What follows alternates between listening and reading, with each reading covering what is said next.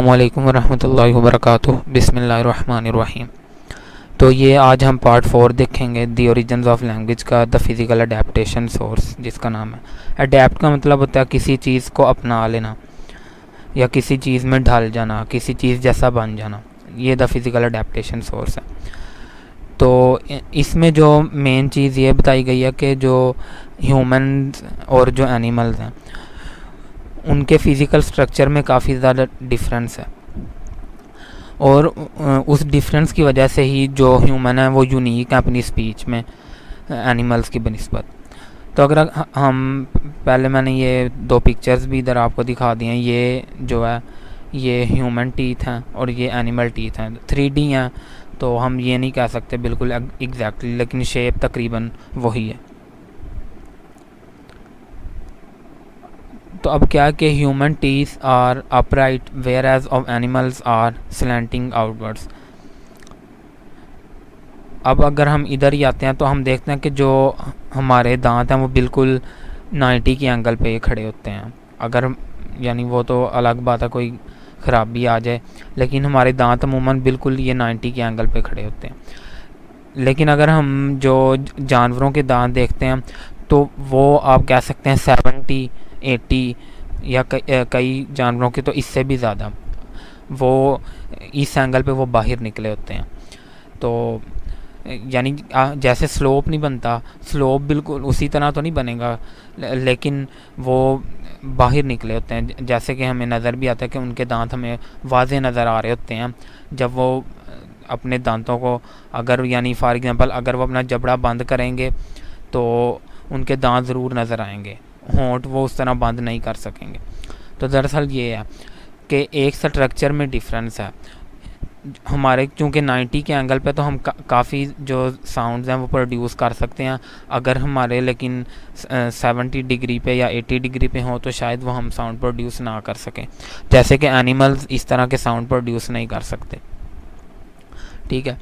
अब इसी तरह लिप्स आर मोर फ्लेक्सिबल, कि जो हमारे होंठ हैं वो ज़्यादा फ्लेक्सिबल हैं, वो ज़्यादा लचकदार हैं बनिस्बत जानवरों के, जिस वजह से हम अपने होंठों को काफ़ी शेप्स में मूव करते हैं और डिफरेंट साउंड प्रोड्यूस करते हैं।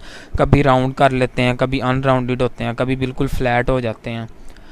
हम डिफरेंट साउंड प्रोड्यूस करते हैं। अगर हम ओ कहते हैं तो राउंड हो जाता है, वी कहते हैं तो फ्लैट हो जाता है, ए कहते हैं तो फ्लैट हो जाता है। इस तरह एक ये फ़र्क आ गया। तीसरा फ़र्क है माउथ इज़ रिलेटिवली स्मॉल। तो अक्सर जानवरों के मुंह इंसानों से बड़े ही हैं, ना कि आप खरगोश पे चले जाएं या और जो छोटे जानवर हैं। अगर चौपाई यानी 4 टांगों वाले जितने भी जानवर हैं आप देख लें, बकरी है या गाय है या भैंस है, तो इनके मुंह काफ़ी ज़्यादा बड़े हैं हमसे। और अगर आप और थोड़ा आगे चले जाएं, अगर हम मगरमच्छ की तरफ चले जाएं या और भी आप हिप्पो की तरफ चले जाएं, दरियाई घोड़े की तरफ से, तो वो तो फिर बहुत ही बड़ा साइज़ आ जाता है मुंह का।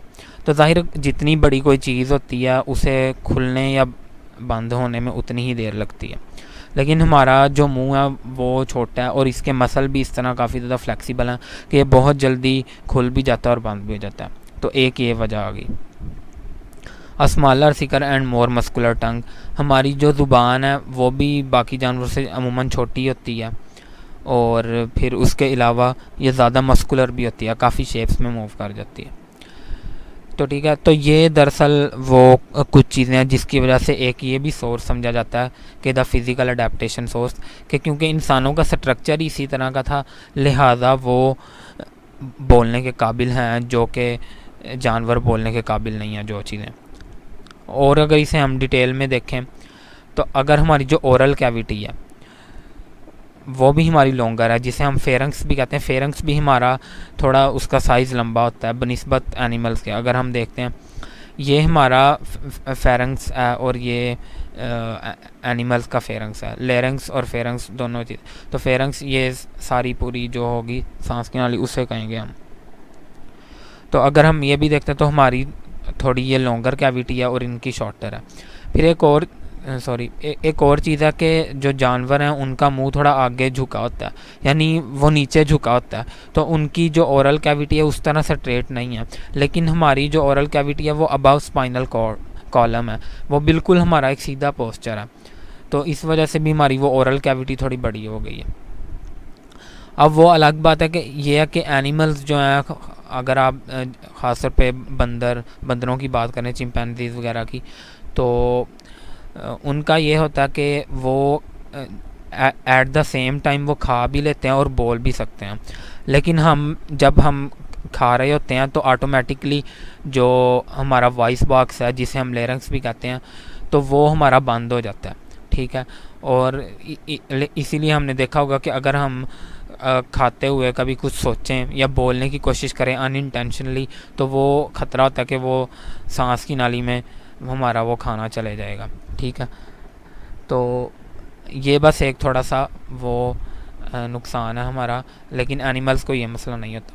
लेकिन बात यह है कि वो इस तरह के साउंड प्रोड्यूस नहीं कर सकते जो जानवर हैं, जिस तरह के हम साउंड प्रोड्यूस करते हैं। लिहाजा हमारी ये जो ओरल कैविटी है, ये भी हमें वो एक एज दे रही है कि हम इस तरह की लैंग्वेज प्रोड्यूस कर रहे हैं।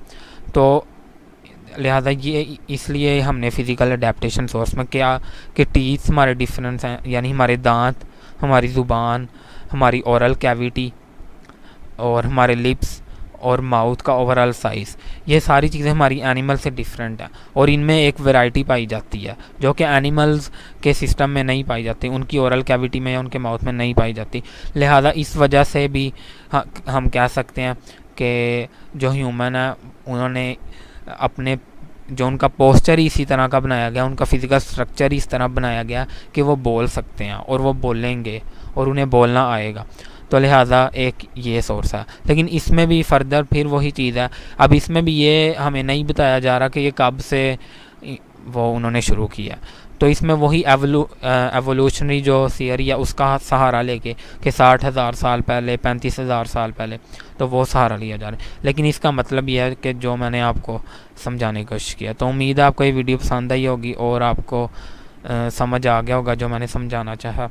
तो अगर आपको कोई भी गलती नज़र आए कि जिससे मैं थोड़ा और बेहतर आपको समझा सकता हूँ, तो आप वो मुझे ज़रूर बताइएगा।